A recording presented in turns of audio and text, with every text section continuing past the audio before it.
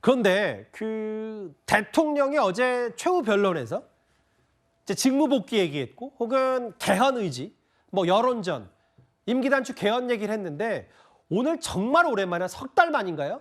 대통령실도 입장을 내고 여러 가지 얘기를 했어요. 그 김근식 교수님. 예.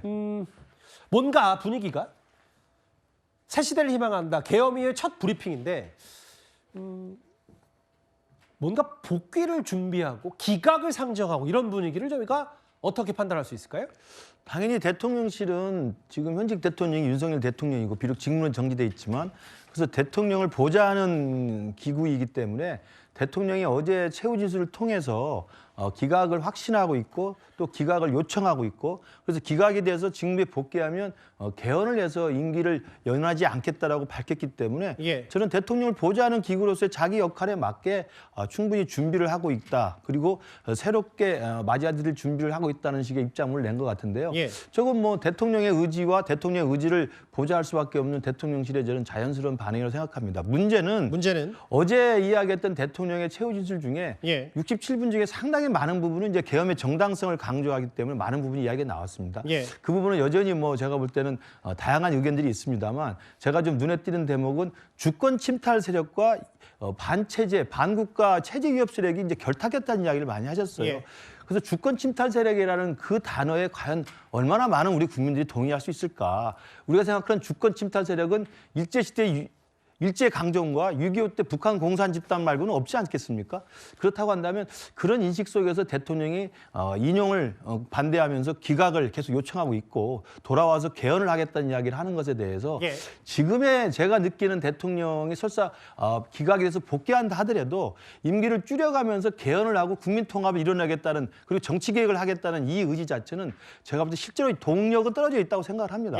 그렇기 때문에 그런 부분에 대해서 과연 대통령께서 어떤 생각을 하고 이야기는지 모르겠습니다만 다다음 주에 있을지 언제일지 모르지만 결국 이 헌재의 결론에 따라서 대통령도 저는 조금 아쉬운 게 인용이든 기각이든 저 겸허히 따르겠다. 헌재 판단을. 그렇죠. 그리고 겸허히 따르는 그 과정 속에서 인용이 된다 한다면 역사적으로 나에 대한 평가는 뒤로 미루고 여러 국민들은 하나가 돼서 다음 미래로 좀 나아가 주십사 이런 말씀을 좀 했으면 좀 더 낫지 않았을까 하는 생각이 듭니다. 그런데 어제 대통령 최후 변론 못지않게 주목받았던 인물이 있습니다. 바로 대통령 측의 최연소 법률 대리인 김계리 변호사.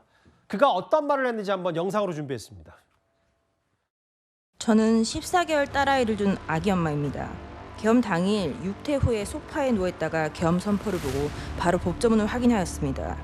아이와 함께 하려고 비워둔 시간을 나누어 이 사건에 뛰어들게 되었습니다. 저는 계몽되었습니다. 정청래 의원은 1989년 한미 FTA 반대를 목적으로 주한미국 대사관을 점거하고 폭탄 투척 및 방화를 기획한 혐의로 징역 2년을 살았다. 제22대 국회 국가보안법 위반 전과자 당선인 명단은 다른 범죄가 아닌 국가보안법 위반 전과자 당선인 명단입니다. 정청래 민주당은 2025년 2월 20일 헌법재판관의 후임자가 임명되지 못하는 경우 기존 재판관의 임기를 자동으로 연장하는 내용의 법안을 발의하였습니다. 도대체 누가 국헌을 문란하게 하고 있는 것인지 묻고 싶습니다.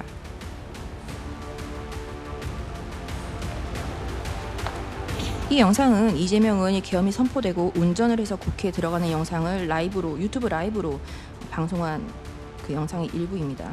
차에서 내려 계엄이 선포되었지만 길에 계엄과 관련된 어떠한 인원도 없고 아무도 없는데 혼자 스스로 월담을 하는 장면입니다. 제 아내가 그 기사를 보고 저한테 사진을 좀 보내준 게 있어요. 지금. 제가 도착하는 순간에 차로 국회를 들어가려고 했더니 경찰이 문을 막기 위해서 이동하고 있는 그 장면입니다. 영영 못 돌아올지도 모른다 생각했을 겁니다. 김계리 변호사 얘기요. 그 윤기찬 부위원장 질문 드릴게요. 저게 윤 대통령 지지자들과 강경보수 쪽에서는 시원하고 뭐 통쾌하다라고 얘기할 수 있는데 제가 궁금한 건 저게 헌법재판소 판단에 윤 대통령의 본질적으로 도움은 되는 겁니까? 일단 이제 김계리 변호사는 41살로 제가 알고 있어요. 그러니까 상당히 청년 변호사인데 아마 청년의 시각을 재판부께 전달하고 싶었던 것인데 이례적인 변론 내용은 맞아요. 그런데 저는 김계리 변호사가 먼저 변론하고 그 이후에 그 정청래 소추연 단장이 이제 추후 진술을 하잖아요. 거기에 보면 본인이 울컥하는 장면이 있어요. 근데 그 울컥하는 장면이 이전에 그 1989년인가요?